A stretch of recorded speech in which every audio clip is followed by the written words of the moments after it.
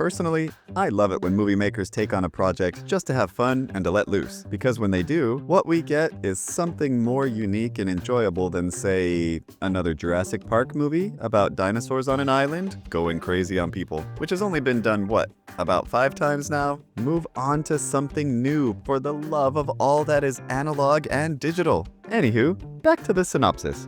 Elliot Kintner is a hard-working father driving his, well, let's just call it what it is, his snippy, unappreciative teenage daughter Ridley to a business meeting with his biggest clients. This is no ordinary meeting because it's taking place at the estate owned by a very wealthy family connected to the pharmaceutical industry. Elliot is an attorney, hoping to make it big in the company and thus secure his little family of two's financial future. As they drive up into the mountains towards the remote mansion, Elliot hits a unicorn with his car. Fearing they'll somehow get in trouble if the animal is left behind for others to find, Elliot decides to take the body with them. They arrive, start the meeting, the family almost signs the important documents, but Elliot and Ridley's secret cargo is found out, and that changes the direction of everything.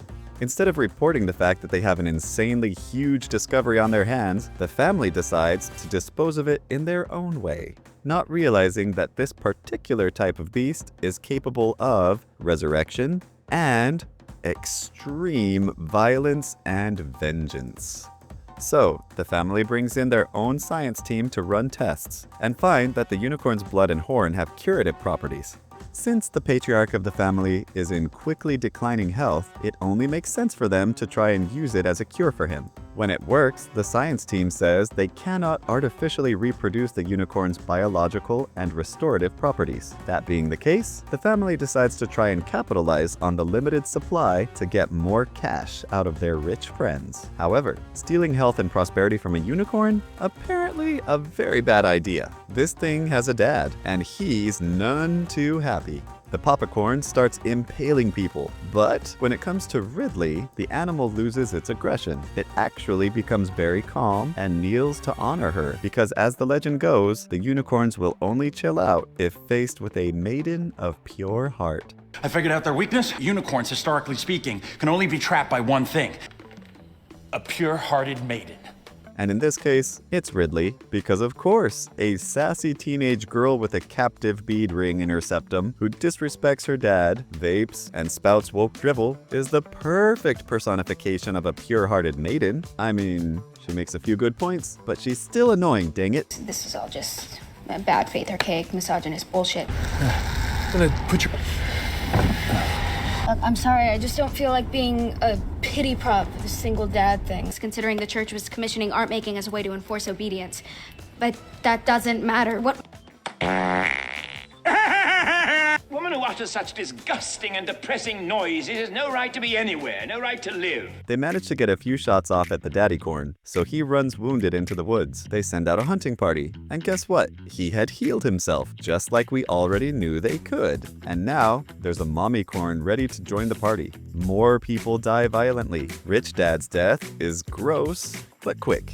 Rich Mom's death is drawn out and pretty disgusting, so I can't really show you that one. Bald butler Griff manages to run for help and escapes. The unicorns continue to hunt, which only leaves attorney dad with sassy daughter and the rich, entitled son. Shepard is determined to build his own empire of wealth by capturing the unicorns and using them as breeders. However, Elliot finally grows a conscience, sort of, because he stabs entitled son, who stabs him back. The unicorn mom takes out Shepard with a good hoof to the head. Together, the unicorn parents bring their child, and Elliot, back to life. It's kinda hard to believe that the unicorns would be so chill with Elliot now, seeing as how he played a big part in the whole debacle. He's the one who hit the young unicorn with his car, killed it the first time with car and tire iron, enabled the family to keep using its body, tried to hunt down the dad unicorn, yet now they think he's okay and are willing to bring him back to life for some reason. Not only that, when he gets rightfully arrested for murder, the unicorns show up again and attack the police car. So I guess now the father and daughter are going to live in the wilderness with their magic ponies as they run from the law for the rest of their lives. The end.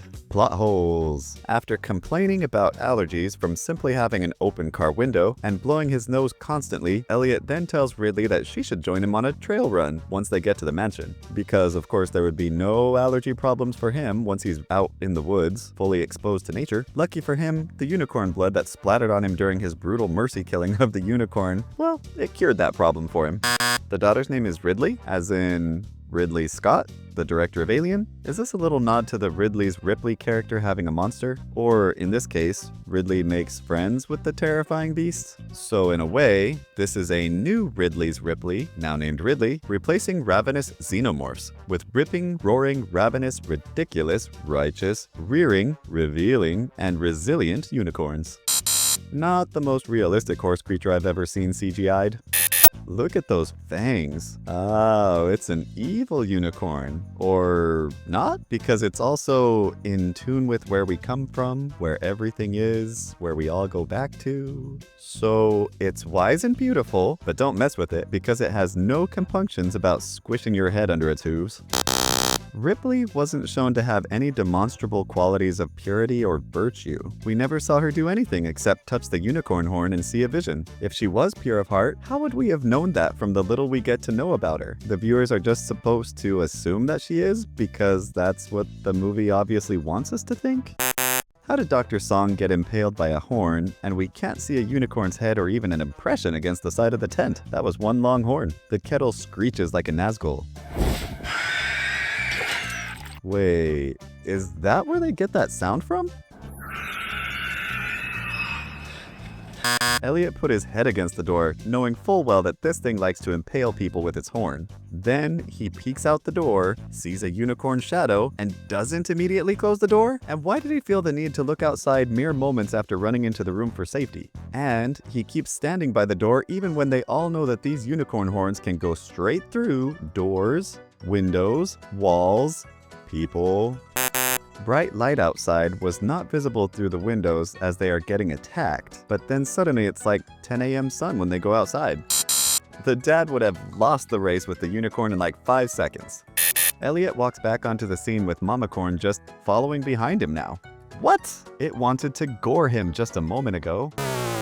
Griff the butler could have corroborated their story with the cops, but at the same time, Elliot did stab the entitled son, so technically, he is a guilty murderer.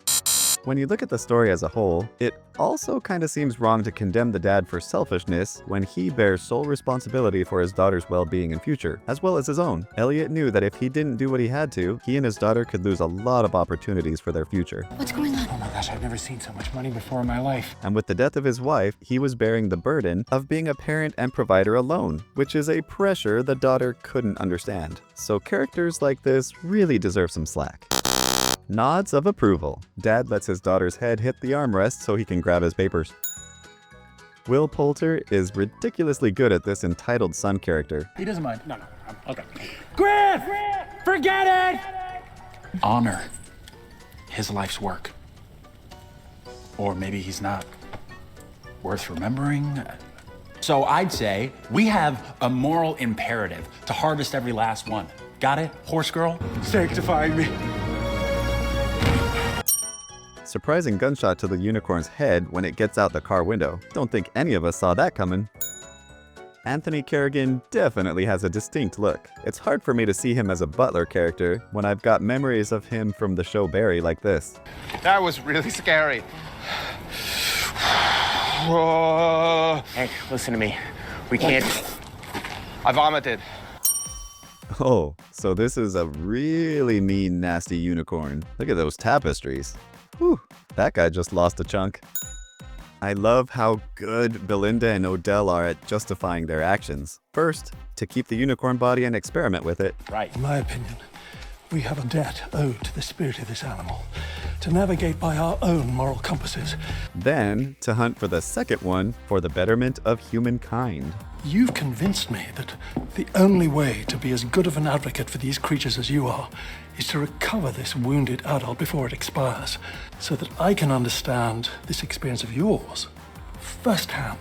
And wouldn't it be cruel to let them die in vain?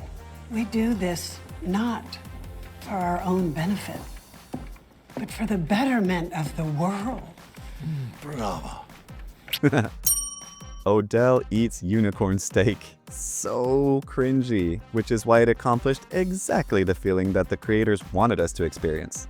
Well done. So gross. So wrong. Shepard snorts some powdered unicorn horn and has a crazy trip. Plagiarific. Actually, I'm impressed. This movie didn't steal a lot of ideas from other films. The only thing that hit me was the following. Ridley took a trip similar to that in 2001: A Space Odyssey when she touched the horn. Or like that other dimension from Doctor Strange. Moral of the story. There are forces in nature that we don't understand, and some things should be left alone and respected, not exploited for personal gain. Okay? It's a point that's definitely been made only a million times before in other movies, but I guess it's fine. It's a healthy, spiritual belief that should guide individuals, companies, and nations alike. However, the idea that the embodiment of purity is this obviously comes from the mind of someone who has never had interactions with a teenager, or it was dreamed up by a deluded teenager, or some parent/writer had the unbelievably good fortune to actually have a teenage daughter that was kind and respectful. Now that's gotta be as rare as finding a unicorn. For the rest of you, just try seeing that maiden of purity in your teenage daughter, sister, whatever. The next time she sneaks back into the house through a window at 2 a.m., talks back to you, gives a contemptuous sigh or click of the tongue. You know what I'm talking about. Rolls her eyes, uses foul language, listens to questionable music, or goes goth for a year because her middle-class life is just so terrible. Thank you for listening. I'm confident many parents out there have been nodding in agreement. If not, you're either lucky to never have had to deal with this sort of thing, or you're in denial of your teenager's hormonally driven insanity. Then we will see if your insanity can be cured. Were you able to spot any plot holes in Death of a Unicorn that I missed? Was there an obvious plagiarism of ideas that went over my head? Did I not give them due credit for something unique and awesome? If you caught anything that I didn't, let me know in the comments. It's been my pleasure to spoil your day.